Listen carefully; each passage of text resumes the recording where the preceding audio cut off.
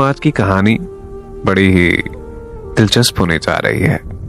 आज से कुछ दिन पहले मेरी मुलाकात एक बूढ़ी कुंवारी मोहतरमा से हुई।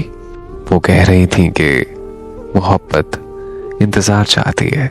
मैंने जब उस मोहतरमा से पूछा कि और कितना इंतजार, तो वो कहने लगी कि काश के जाने वाला बता कर गया होता कि वो कब लौट कर वापस आएगा।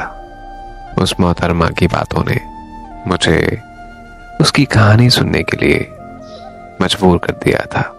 मेरे बार बार जिद करने पर उसने मुझे अपनी कहानी सुनाई।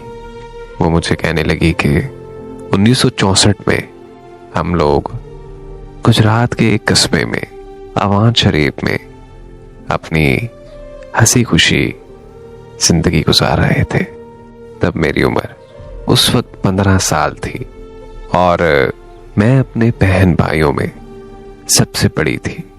उस वक्त मेरे घर वालों ने मेरे तायापू के बेटे के साथ मेरी मंगनी फिक्स कर दी। मेरे तायापू का घर हमारे घर के बिल्कुल साथ ही था। उस मंगनी के बाद मेरे मंगेतर का हमारे घर आना जाना बिल्कुल बंद हो गया, क्योंकि उस वक्त के रिवाज के मुताबिक रुखसती से पहले लड़की लड़के को आपस में बात या फिर मुलाकात की इजाजत हर किस तौर पर नहीं देते थे, क्योंकि हमारे बड़े इस मामले में बहुत ज्यादा सख्त थे। कभी कभार हमारा आमना सामना हो जाता था, लेकिन मैं उस वक्त फौरन छुप जाती थी, क्योंकि मुझे बहुत ज्यादा शर्म आती थी। एक दिन मेरे घर वालों को किसी शादी पर गुजरात के कस्बे मंगवाल जाना पड़ा, तो मेरे घर वाले मुझे मेरे चाचू के घर छोड़ गए। मेरे चाचू का घर भी हमारे घर के बिल्कुल पास ही था। मैं वहां अपने कजन के साथ खेल रही थी कि अचानक वहां पर मेरा मंगेतर आ गया। मैंने जैसे ही उसे देखा तो मैं भागकर दूसरे कमरे में चली गई और मैंने कमरे को अंदर से लॉक कर लिया। वो मेरे कमरे के बाहर आया और मुझे कहने लगा कि मैं तुमसे मिलने आया हूं, प्लीज मेरी बात मान लो और ये दरवाजा खोल दो। मेरी धड़कन उस वक्त बहुत ज्यादा तेज चल रही थी और मेरे हाथ पांव कांप रहे थे। उस वक्त मुझे कुछ भी समझ नहीं आ रही थी कि मैं क्या करूं।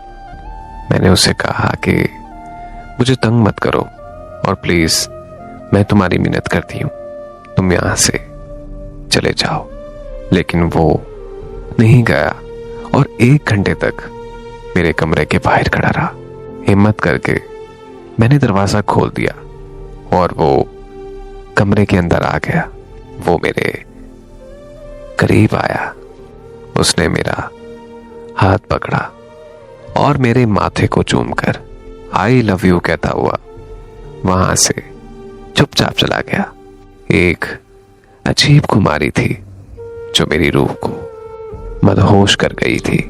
मैं उसकी मोहब्बत के रंग में रंग कर उसकी दीवानी हो गई थी। फिर मैं उसे हर रोज देखने के बहाने तलाश करने लगी। जब तक मैं उसे देख नहीं लेती थी मुझे सुकून नहीं मिलता था। उसके कपड़े मंगवाकर घंटों घंटों तक उसकी खुशबू को महसूस करती थी और कभी कभार तो हम चाचू के घर मिलने भी लगे थे। वहां हम एक दूसरे का हाथ पकड़कर घंटों घंटों तक बातें करते थे।